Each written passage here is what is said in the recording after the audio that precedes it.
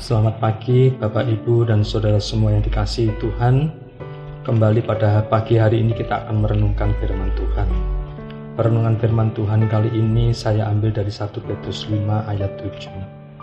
1 Petrus 5 ayat 7. Begini firman Tuhan, serahkanlah segala kekhawatiranmu kepadanya, sebab ia memelihara kamu.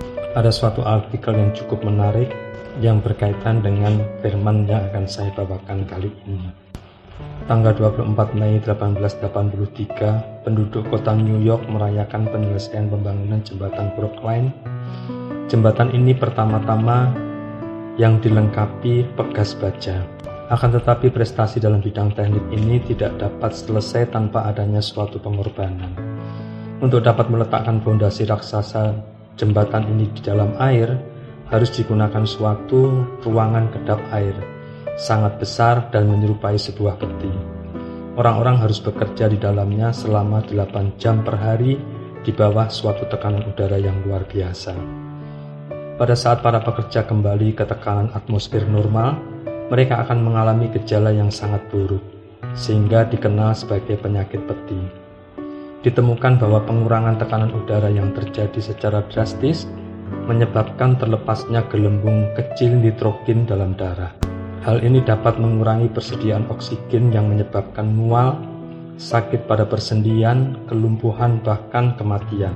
Saat ini para ilmuwan tahu bahwa penggunaan ruangan kedap air itu harus disertai dengan pengurangan tekanan secara bertahap, sehingga usaha ini diperlukan untuk mencegah terbentuknya gelembung nitrogen yang hilang dari dalam darah. Dari artikel tersebut di atas, dalam kehidupan sehari-hari kita pun juga memiliki suatu hal yang sama. Suatu prestasi tidak akan kita capai dengan begitu saja. Prestasi akan kita dapatkan dengan suatu perjuangan. Perjuangan selalu membutuhkan pengorbanan. Dalam pengorbanan inilah banyak sekali tekanan-tekanan yang seringkali menghimpit kita.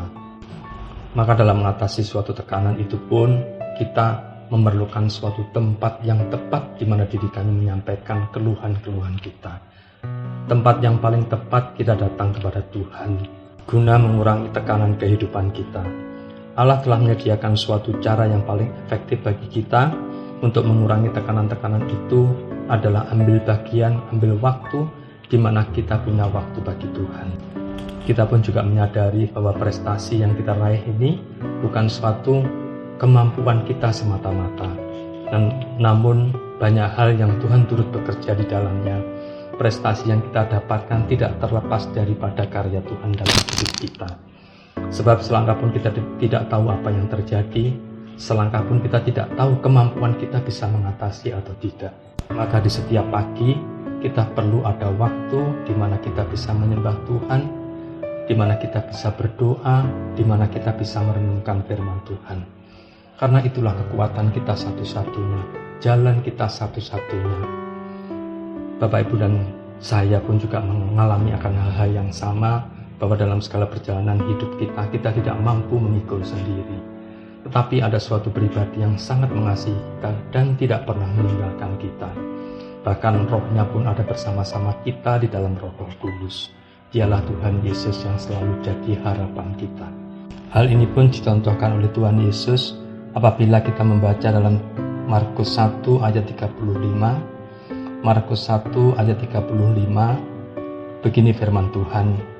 Pagi-pagi benar, waktu hari masih gelap, ia bangun dan pergi keluar. Ia pergi ke tempat yang sunyi dan berdoa di sana. Inilah yang sering dilakukan Tuhan Yesus sebelum Tuhan Yesus itu memberitakan firman di kota-kota yang lain. Sama seperti pada saat pagi hari ini, puji Tuhan kita diberi waktu untuk melakukan perenungan firman Tuhan.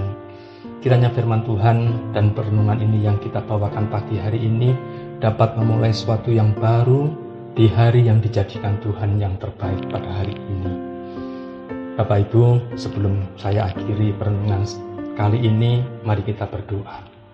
Bapa di surga, Bapa di dalam Tuhan Yesus, Bapa yang begitu sangat mengasihi sempurna dan begitu setia dalam Roh Kudus menyertai diri kami mensyukuri akan segala sesuatu yang Tuhan berikan bagi kami. Kami percaya yang Bapa jadikan buat diri kami adalah yang terbaik, seperti pemikiran Bapa, seperti hal yang menjadi kemuliaan Bapa di surga. Bapa, berkati para pendengar dan semua anak-anak Tuhan yang melakukan segala pekerjaan di hari ini. Kami percaya bahwa Tuhan turut bekerja dalam segala sesuatu untuk mendatangkan kebaikan. Tuhan memberi kesehatan, Tuhan memberi kemampuan, Tuhan memberi kekuatan, supaya kemuliaan Tuhan berlaku atas hidup mereka, dan mereka pun mendapatkan pribadi yang didapatinya sebagai kemuliaan Allah Bapa di surga. Terima kasih Bapa di surga, dengan bersyukur berterima kasih, kami berdoa di dalam nama Tuhan Yesus Kristus. Amin. Selamat pagi Bapak Ibu, selamat bekerja dan Tuhan Yesus memberkati.